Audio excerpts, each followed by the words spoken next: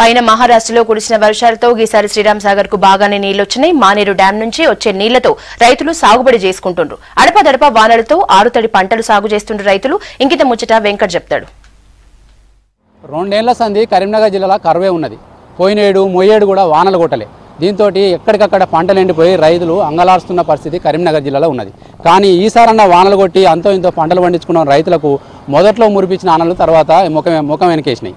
అయితే వెనక మహారాష్ట్ర మీద కొట్టిన వానలతోటి అంతో కొంత శ్రీరామ్ సాగర్లకు ఈసారి నీళ్ళు వచ్చినాయి. 50 టీఎంసీల నీళ్ళు వచ్చిన తర్వాత డ్యామ్లకు నీళ్లు మన కరీంనగర్ జిల్లా లోయర్ మానే డ్యాంలకు కూడా నీళ్లు వదిలిపెట్టారు. ఇప్పటికే పంటలకు కూడా 2 తాపాల నీళ్లు వదిలిపెట్టారు. మూడో తాప కూడా నిన్న నీళ్ళు విడిచిపెట్టారు.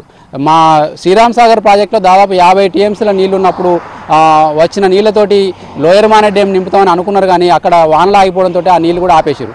కానీ కాలువల పంటలకు అంతో ఇంతో వేసుకున్న పంటలకు నీళ్లు వదిలిపెడుతున్నారు. రైతులకు కొద్దిగా సంబరపడుతున్నారని చెప్పాలి. ఎందుకంటే వరి వేసుకున్నారు, మొక్కజొన్న, పత్తి లాంటి పంటలు వేసుకున్న రైతులకు ఇప్పుడు కాలువ నీళ్ళు తప్ప వేరే దిక్కు లేదు. ఎందుకంటే బాయిలల్లో నీళ్ళ ఊట రాలేదు, చెరువులకు అనుకున్నంతగా నీళ్ళు కూడా రాలేదు. కాబట్టి ఈ కాలువ నీళ్ళు వస్తేనే అంతో ఇంతో బతుకుతున్న రైతులకు ఇప్పుడు ఆఫీసర్లు నీళ్ళతో ఎంతో సంబరపడుతున్నారు. కానీ ఈ నీళ్లు కాలువల పంట ఎదురు కాదు, చెరువులు కుంటలు నిండాలని చెప్పి రైతులు ఏడికాడిగా కోరుకుంటున్న పరిస్థితి కరీంనగర్ జిల్లాలో ఉన్నది. చెరువులు కుంటలు నింపుకోవాలని చెప్పి కొంతమంది కాలువలకు గన్లు కూడా పెడుతున్నారు. ఆ గన్లు పెడితే కాలువలకు డ్యామేజ్ అవుతాయని చెప్పి ఆఫీసర్లు మొత్తుకుంటున్నా కూడా రైతులు వినట్లేదు. ఎందుకంటే అలా పంటలు పండాలనేది అలా ముఖ్య ఆలోచన.